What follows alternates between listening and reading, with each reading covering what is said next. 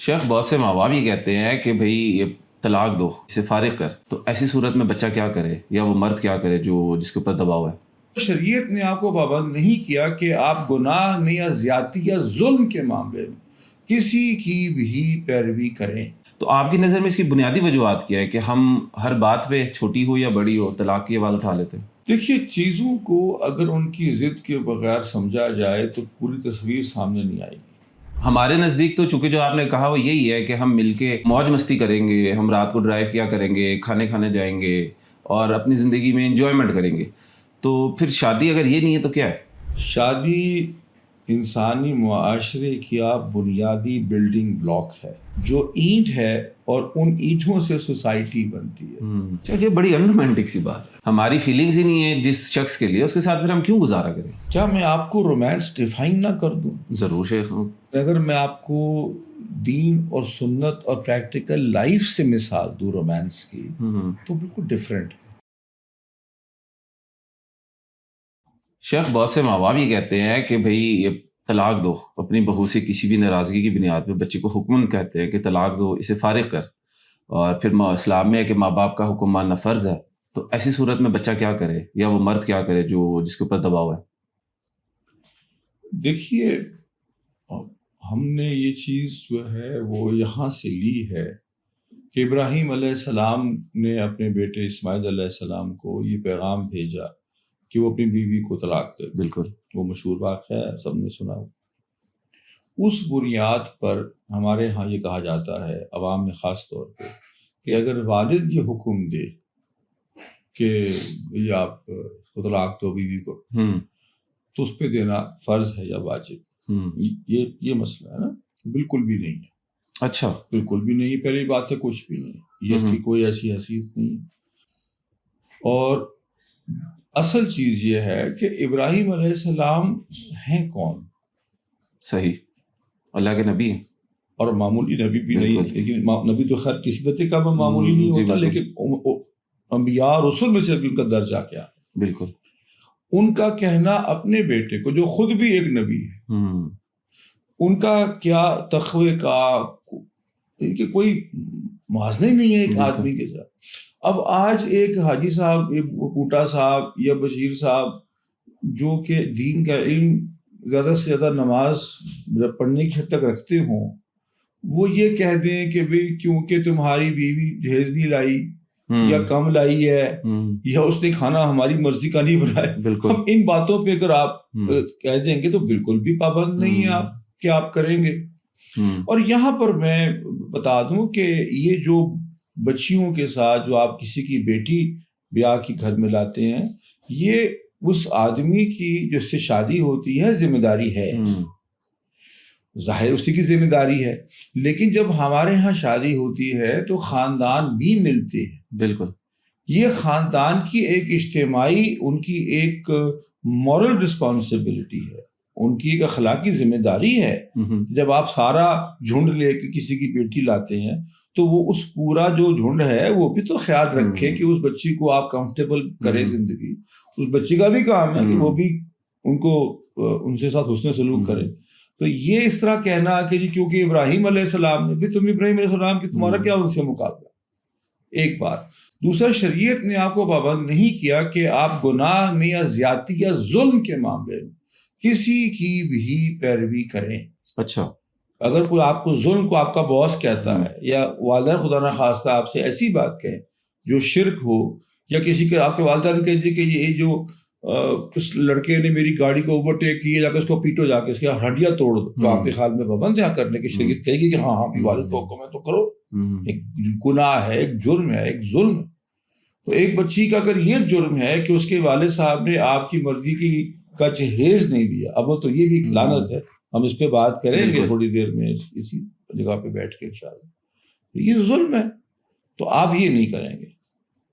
آخر میں اگر کسی کو کسر کوئی دل میں رہ گئی ابھی اس کے جواب کی، تو ابراہیم علیہ السلام نے کس بنیاد پہ کہا تھا؟ آپ کو یاد ہے وہ واقعہ کہ کیوں کہا تھا کہ چھوڑ دو؟ میرے خیال ناشکری کی بنیاد تھی، کیونکہ اس نے ناشکری کی تھی، وہ ایک ناشکری خاتون تھی۔ پھر میں کہوں گا کہ وہ ناشکری آپ کی ناشکری کی بات نہیں ہو رہی، وہ ایک نبی کی ناشکری کر رہی ہے۔ دیکھیں نا وہ نبی اپنی بطور ایک شوہر کے کیسا شوہر ہوگا، تو اس شخص کی ناشکری ہے.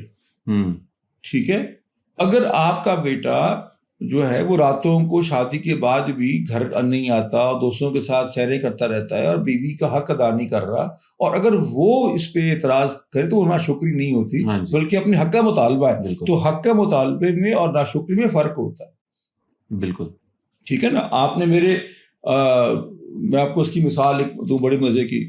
حج پہ جاتے ہیں جی، تو کئی حج آپریٹر، کئی سے مراد ہے کہ سارے تو نہیں، نہ اکثریت بھی نہیں، لیکن بہت سے حج آپریٹر ایسے ہیں جو یہاں سے لے جائے ہوئے عمرے اور حاجی کے جو افراد ہوتے ہیں ان پہ ان کا حق نہیں دیتے.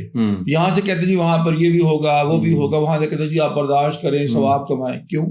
بالکل. اور اگر آپ ان کو کچھ کہیں تو وہ کہتے ہیں بھی آپ نہیں کر سکتے، یا آپ نے عمرہ احرام باندھا ہوا ہے، آپ حج پہ آئے ہوئے ہیں، آپ اللہ کی ناشکری کریں، اللہ کی ناشکری نہ کریں. آپ پھر آپ کو ہم نے پیسے دیے ہیں کہ ہمیں آپ نے ایئر کنڈیشن بس دینی ہے، اور آپ اگر جان بوجھ کے ایئر کنڈیشن بس نہیں لاتے تو پھر آپ نے ہم حق ہے کہ آپ سے کہنے کا نا، ہم اس پہ شکایت تو نہیں کر رہے، ناشکری تو نہیں کر رہے. تو بیویوں کے ساتھ بھی معاملہ یہ ہے کہ بچیوں کے ساتھ اب آپ اگر ان کا حق نہیں کوئی دے رہا تو پھر یہ نہیں کہہ سکتے کہ وہ ناشکری کر رہی ہو.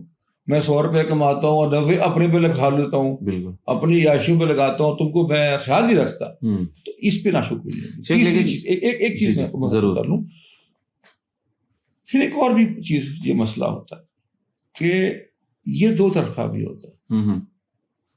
تو بچیوں کو بھی چاہیے کہ اگر 10 میں سے 7 چیزیں مل جائیں تو 3 کے لیے کچھ انتظار بھی کریں. اب آپ کے سوال کا جواب آپ کو مل گیا. یہ آپ نہیں. اب ہم نبیوں کے زمانے میں تو بالکل رہتے نہیں ہیں، لیکن اخبار میں، میڈیا میں، اور کئی دفعہ اپنے مشاہدے میں یہ چیز آتی ہے کہ لوگ پیروں جنہوں نے بیعت کی ہوتی ہے، مرشد ہوتے ہیں، ان کے حکم پہ بھی طلاق دیتے ہیں، اور اگر وہ طلاق نہ دیں تو ان کو ان کے اس مذہبی یا روحانی سرکل سے بڑی ایسولیشن ملتی ہے، بڑا پریشر ملتا ہے کہ وہ اپنی بیوی کو طلاق نہیں دے رہے یا وہ بیوی کے غلام ہو گئے.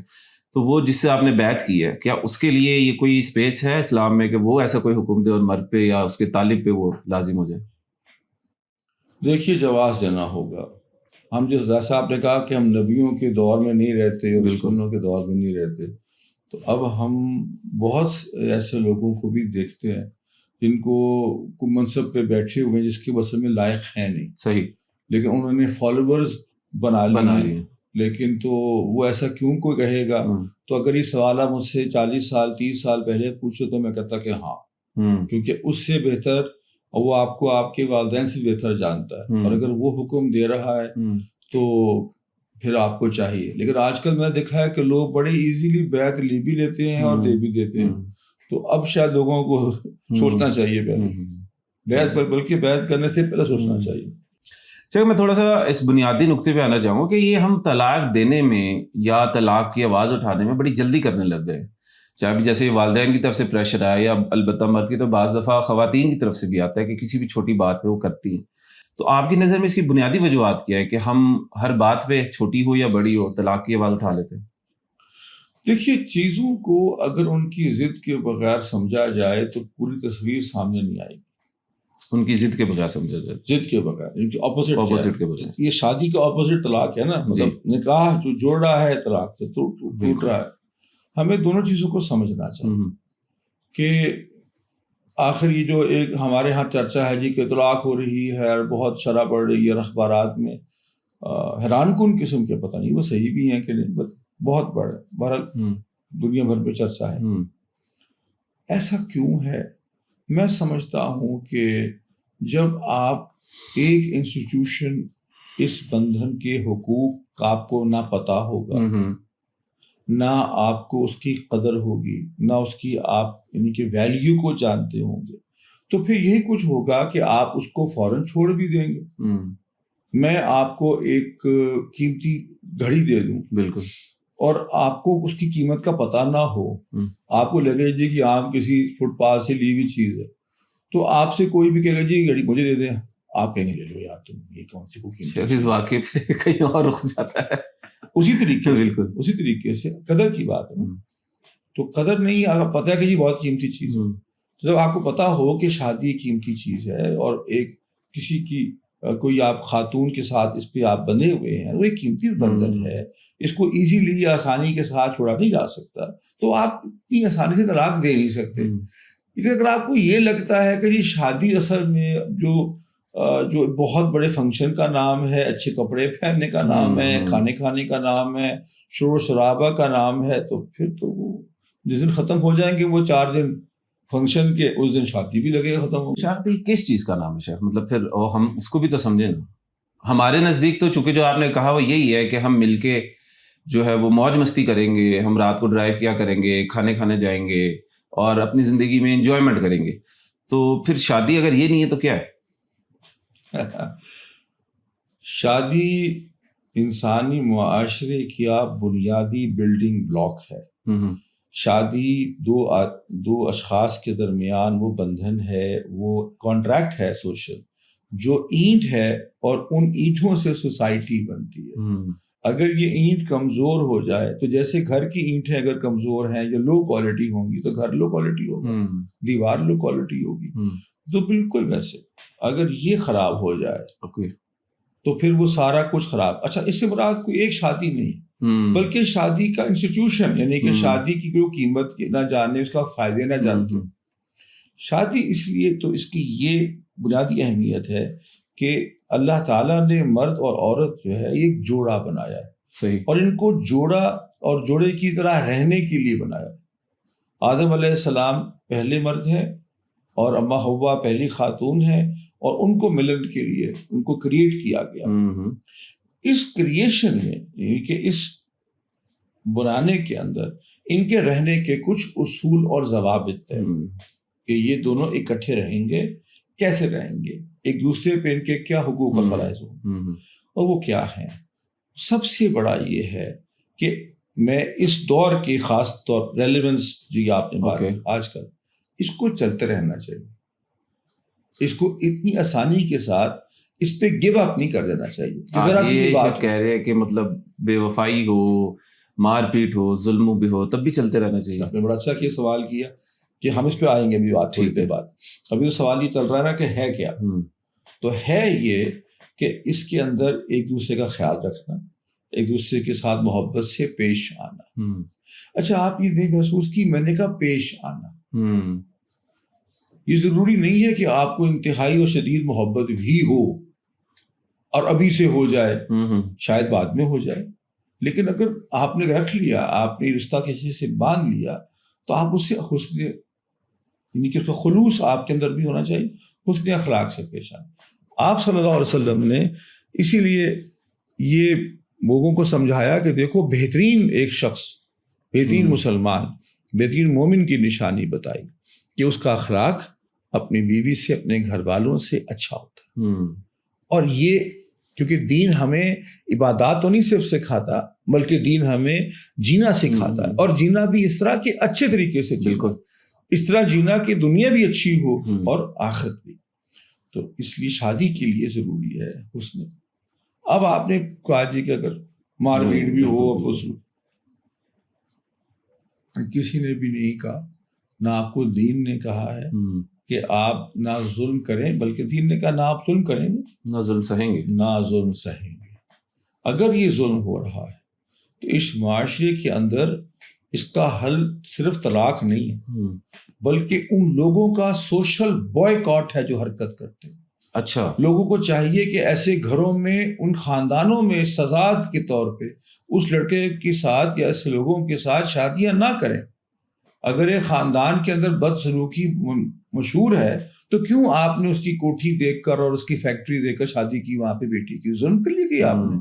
تو اگر آپ نے صرف پیسے کو معیار بنایا، جیسے آپ نے کہا کہ آپ نے صرف سیر سپاٹے کو معیار بنا لیا، تو پھر تو یہ کچھ ہی معاشرے میں ہوگا جو ہو رہا ہے۔ معذرت، لیکن یہ تو مجھے تھوڑا بلیمنگ دا وکٹم لگ رہا ہے کہ آپ وکٹم کو ہی بلیم کر رہے ہیں کہ تم نے شادی غلط جگہ پہ کی، دیکھ کے کرتے۔ اب بہت اچھا کیا، بہت ساری دفعہ نہیں دیکھا جاتا بہت ساری چیزوں کو۔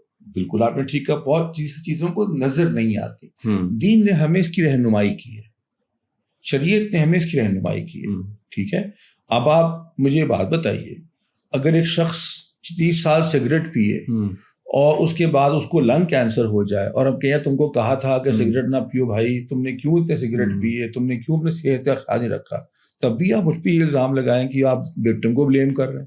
نہیں ظاہر سی بات ہے 30 سال غلط عمل کیا. تو آپ نے غلط عمل کیا نا, کہ ہم لوگ کرتے یہ ہیں کہ جب ہمیں کوئی جہاں فائدہ جہاں مزہ نظر آتا ہے ہم وہاں چل پڑتے ہیں, وہ خلاف شریعت ہو تو ہم وہاں چل پڑتے ہیں. آپ شادی کے وقت دیکھیں کہ شریعت نے کیا سکھایا. شریعت نے کہا کہ سب سے پہلی تو اہم چیز دیکھنے کی ہے وہ یہ ہے کہ جس کو لے کے شادی جس سے کر رہے اس کا کردار, اس کی دینداری دیکھو. ہمارے یہاں عمومی طور پہ دیکھی جاتی ہے؟ نہیں دیکھی جاتی. دوسرا, دین نے کہا کہ کفات دیکھ لو, کمپیٹیبلٹی. اس کا ترجمہ لوگ برابری کرتے ہیں, برابری بہت ایکوریٹ ترجمہ نہیں ہے, غلط نہیں ہے لیکن ایکوریٹ نہیں ہے.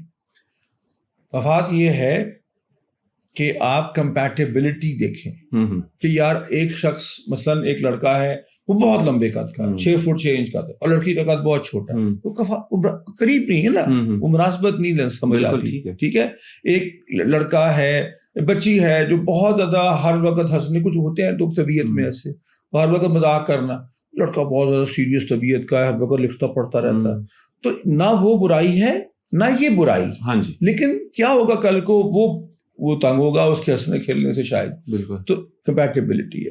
پھر آپ دیکھتے ہیں کہ ایک دونوں میں سے بہت امیر ہے اور دوسرا مقابلتاً بہت کمزور ہے مالی اعتبار سے.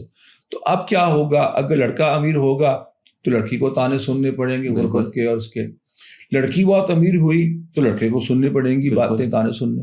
تو وہ بچی اس گھر میں کیسے رہے گی جہاں پہ دن سہولیات اور جو لائف اسٹائل کی ہوا تھی. تو دین نے آپ کو یہ باتیں سکھائیں. پھر دین نے دیکھا کہ حتیٰ کہ فقہا نے یہ کہا ہے کہ ان کا دینی رغبت بھی دیکھو, کہ ایک بہت زیادہ مذہبی ذہن کی شخصیت ہے, دوسرے کی شخصیت اتنی مذہبی نہیں ہے, تو یہ نہ ہو کہ کل کو وہ آپس میں اس بات پہ بھی الجھ جائیں. پھر دین نے ہمیں ایک اور بات, اور بڑی دلچسپ بات ہے, لوگ اس پہ اعتراض کرتے ہیں لیکن اس کو سمجھنے کی ضرورت ہے کہ شریعت جو ترتیب دی گئی یا فقہا کے فیصلے ہیں یہ معاشرے کے فائدے کے لیے ہیں اگر ہم سمجھیں تو. مثال کے طور پہ اگر آپ کسی اور فرقے یا مسلک کی شخص سے شادی کرتے ہیں تو یہ بھی دیکھنا پڑے گا کہ کل کو, آج تو آپ نے کر لی کسی بھی وجہ سے کر لی, اور کل کو جا کے آپ کے اس پہ اختلافات شروع ہو گئے. ہاں جی, وہ کہتے ہیں ہنی مون ختم ہوا تو لڑائیاں شروع ہو گئی. تب تک تو سیر سپاٹا ہو رہا تھا, اور ایک وقت آتا ہے کہ فرق پھر بچوں کا آئے گا کل کو. تو جب فقہا آپ کو یہ کہتے ہیں کہ دیکھ لو, یہ دیکھ لینا, یہ نہ ہو کہ کل کو جب آپ کے آپس کے مسئلے شروع ہو جائیں, یا وہ کہے یہ کرو, آپ کہے جی ہم نہیں اس کو مانتے, آپ کہے جی ہم تو یوں کرتے ہیں, ہم تو یوں نہیں کرتے. پھر بچوں کو کیا سکھانا ہے, دین کو کون سا والا آپ نے لے کے چلنا ہے. تو یہ کیا بہتر نہیں ہے کہ پہلے فیصلہ کر لیں؟ ہاں جی. تو یہ سب چیزیں دیکھنی, اور ہم سے کوئی چیز بھی شاید نہیں دیکھتے. ہم دیکھتے لڑکا کیا کرتا ہے, کتنا پیسہ کماتا ہے, لڑکی جی مجھے چاہیے جی جو شکل صورت کی ایسی ہو, یا اس میں بھی اب لوگ پیسہ دیکھتے ہیں ہمیں کیا ملے گا جی. بالکل, کہ ایک بےہودہ جملہ, میں بےہودہ اور فحش جملہ کہوں گا اس کو, کہ جی ہم نے اپنے بیٹے کو لکھانے پڑھانے پہ تیار کرنے پہ اتنا مال خرچ کیا ہے, تو اب اس کی کمائی یہ جو خاتون تمہاری بیٹی جو ہے اس نے کھانی پینی ہے, تو اب ہمیں ہماری انویسٹمنٹ پہ کوئی ریٹرن ملنا چاہیے. بےہودگی ہے نا, کوئی شرمی کی بات. آپ کی اولاد ہے, آپ نے اپنی اولاد کے لیے کیا, کسی پہ کیا احسان ہے, آپ نے خوشی کے لیے کیا, اچھا کیا آپ نے. بالکل. تو اس لیے ہم نہیں دیکھتے. ہمیں کوئی کبھی بتا دے آ کے جی کہ لڑکے میں فلاں برائی ہے, وہ کہتے اچھا چلو کوئی بات نہیں, ہم اسی وقت نگاہ جاتی ہے اس کے مالی معاملات پہ.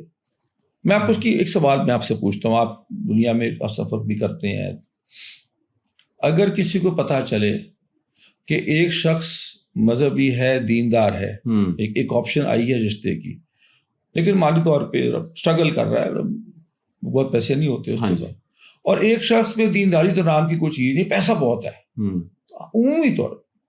عمومی طور پہ لوگوں کی رغبت کس طرف ہوگی؟ ہم تو کہتے ہیں اللہ ہدایت دینے والا ہے, اس کو بھی ہدایت دے دے گا, لڑکی جائے گی اس کو بتائے گی, اس کا دل جیت لے گی. بالکل ٹھیک ہے, اور اللہ پیسے دینے والا بھی تو ہے, لیکن ہم اس طرف نہیں سوچتے. صحیح کہہ رہے ہیں. تو ہماری جب پرائرٹیز ہی ہماری ترجیحات کی غلط سلسلے میں جا رہی ہیں, تو پھر ٹھیک ہے, آج آپ نے جو چیز پیسوں کے لیے خریدی, چمکتی بھی چیز دیکھی آپ کی, اور آپ نے کہا کہ وہ چمکتی بھی چیز ہے, اور جب نکلی نکلی اور لوگوں نے آپ سے کہا, دین نے آپ کو سمجھایا کہ شادی کرتے وقت کیا دیکھنا ہے, کیا چیز پہ غور کرنا ہے, آپ نے نہیں کیا. مطلب میں نے آپ کو بھی کفات کی اس طرح بات. بالکل. ایک فریق بہت حسین, تو دنیاوی اعتبار سے اس کو ہم خوش شکل کہتے ہیں، دوسرا اتنا نہیں ہے تو پھر مسئلہ. تو اسی لیے تو کہا کہ یہ جوڑے جو ہے نا یہ جوڑ کے ہونے چاہیے.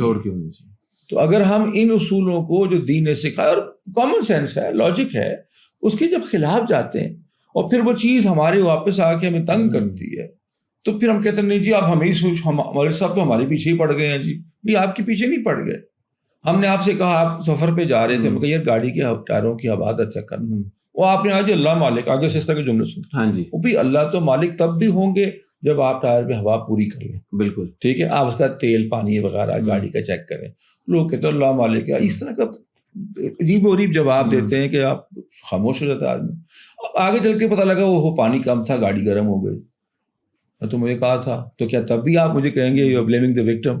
نہیں نا، کہیں گے نہیں یار ٹھیک ہے اس نے کیا، ہم اس سے کوئی غصہ نہیں ہے، صحیح، ہم اس کی تحقیر تذلیل تو نہیں کریں گے، لیکن یہ تو یہ کہو کہ نا پتہ نہیں کیسے ہو گیا. شیخ میں اس طرف بھی آؤں گا کہ ہم ایسا کیوں ہماری ذہنیت کے اس کے کیا وجوہات بنی کہ اب ہم ان چیزوں کو نہیں دیکھ رہے. لیکن میں تھوڑا پیچھے جانا چاہوں گا. آپ نے کہا تھا پیش آنا، یعنی ضروری نہیں ہے وہ فیلنگز آپ کے اندر ہو لیکن آپ اس نے سلوک سے پیش آئیں.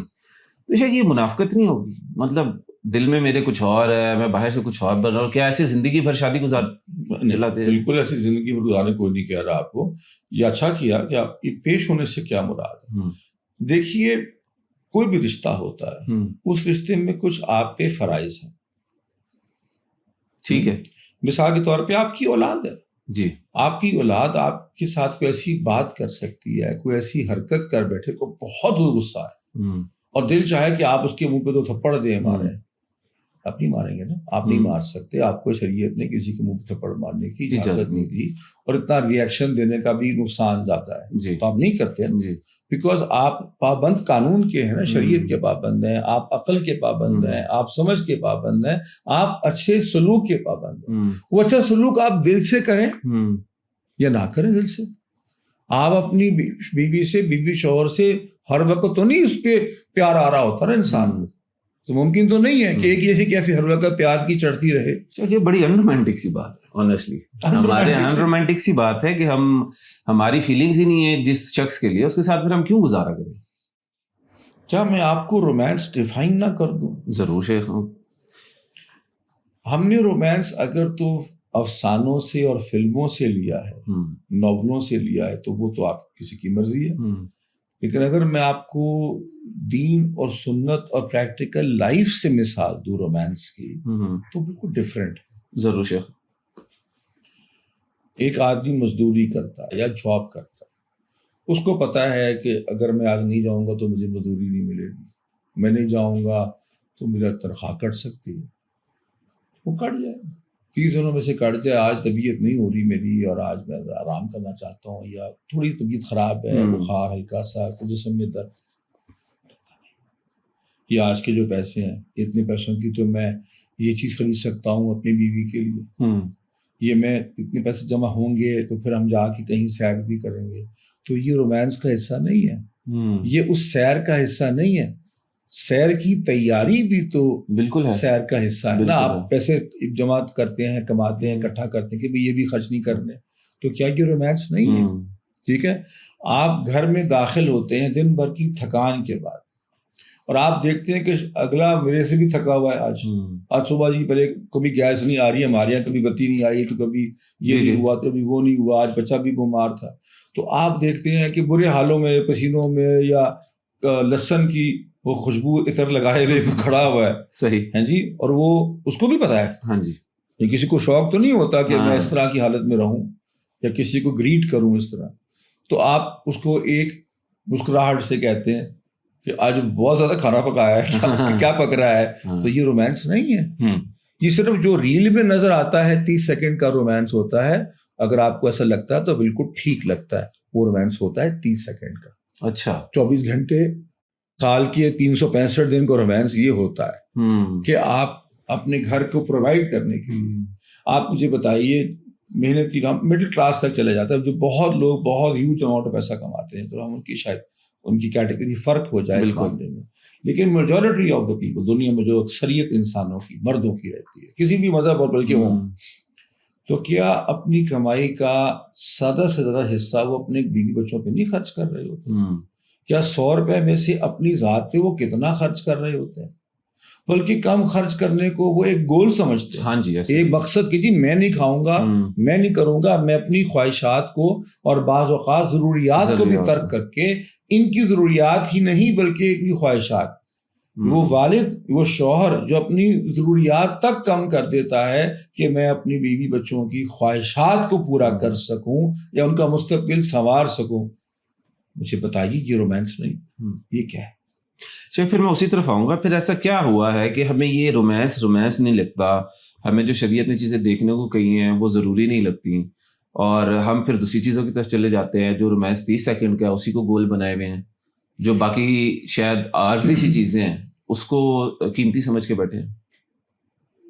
دیکھیے یہ گلوبل دنیا بھر میں یعنی کہ ایک شفٹ آیا ہے، چینج آئی ہے. اچھا. اور بہت زیادہ سطحی سوچ، بہت شارٹ ٹرم سوچ، ٹھیک ہے نا، بہت اس قدر فوری طور پہ ہر چیز مل جائے. فاسٹ فوڈ کا زمانہ میں انسٹنٹ کافی، انسٹنٹ نوڈلس، بس ہر چیز فوراً ہو جائے. ٹھیک ہے نا. اگر آپ ایک پیغام رسائی دیکھ لیں نا، بالکل. میں نے مجھے یاد ہے وہ تار ہوتی تھی، بڑا بات ہوتی تھی کہ جی وہ تار، اب پتہ نہیں آپ کو تار کا پتہ ہے. بالکل میرے والد ہمارے سب سننے والوں کو پتہ بھی ہے کہ تار کیا ہوتی ہے. تو خطوط آتے تھے، خطوط کا ایک پروسیس تھا پہنچنے کا. اب ہم کہتے ہیں کہ اگر میرا پیغام ابھی گیا ہی نہیں بلکہ اگر فوراً رپلائی نہیں آیا، یہ کیا وہ بات ہے؟ ہم اس سسٹم پہ یا انٹرنیٹ پہ یا ان صاحب کے اوپر اعتراض کرتے ہیں. بالکل. تو میرا خیال ہے ہمیں جلدی کو زیادہ ہی پڑ گئی، ہم سطحی چیزوں کو دیکھ رہے ہیں. رہی بات لوگ شریعت کی باتوں کو کیوں نہیں مانتے، تھوڑی سخت بات ہے. آپ کے خیال میں جو شریعت کو مانے گا تو پھر اس کی باتوں کو بھی مانے گا نا. اچھا. مجھے تو لگتا ہے کہ ہم نے تو شاید اللہ تعالیٰ کی بھی اہمیت زندگی سے جو ہے رکھی نہیں ہوئی، تو اس کی باتوں کی کیوں ہوگی، یا ان کے رسول صلی اللہ علیہ وسلم کی کیوں ہوگی، یا ان کی آگے شارحین دین کی کیوں ہوگی. اس کا مطلب شیخ یہ کہ ہم ایمان والے ہی نہیں ہیں، آپ اس طرح سے کچھ کہہ رہے ہیں؟ یہ میرا کام نہیں لوگوں کو بتانا کہ ان کا ایمان کتنا ہے. لوگ اپنا ایمان خود ماپیں، یہ لوگوں کو خود کرنا چاہیے. میرے خیال میں کسی اور کو جا کے بتانے کی ضرورت نہیں ہوتی، پتہ سب کو اندر سے ہوتا ہے. اچھا ٹھیک ہے. آپ بڑا آسان سا فارمولا ہے نا، آپ دیکھ لیجئے کہ آپ کہیں سے بھی کوئی بھی چیز کے اٹھائیے، آپ کے اندر دین کے جو بنیادی عقائد ہوں یا اعمال ہوں، عبادات میں سے کتنا فیصد آپ کر رہے ہیں. ابھی ہم ان کی کوالٹی کی، ان کی گہرائی کی، خوشو کی بات نہیں کرتے. بالکل. دینی اخلاق میں سے کتنے پہ آپ اپنے آپ پابند سمجھتے ہیں کہ مجھے یہی کرنا ہے، اچھا لگتا ہے. اور اگر نہیں کرتے تو پھر مجھ سے نہ پوچھیں کہ جی کہ آپ مجھے ایمان والا سمجھتے ہیں. یہ میرا کام بھی نہیں ہے، یہ آپ کا اپنا کام. اچھا ٹھیک ہے.